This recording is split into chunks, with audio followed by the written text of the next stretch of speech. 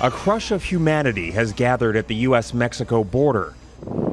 People who fled their home countries came believing they'll soon be able to enter the U.S. What we hear about immigration is that it's until May 11th. That's why we're arriving here today, says this Colombian woman who crossed into Arizona in the middle of the night. Tens of thousands of people are awaiting the expiration of Title 42, the pandemic-era policy that bans asylum seekers. They've spent days under the hot sun with little food or water, hoping to make it to the U.S. When Title 42 expires at midnight, thousands of people per day are expected to attempt to cross. The Biden administration has told them to rethink their plans. Our borders are not open.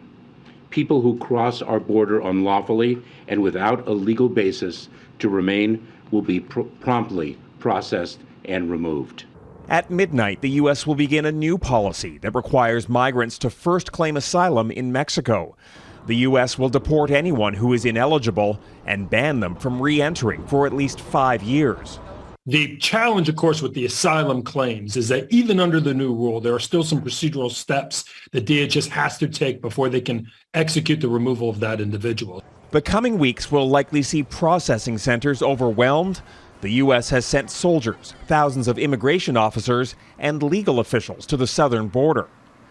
Emergency shelters have opened in border cities where there's been a surge in people crossing illegally.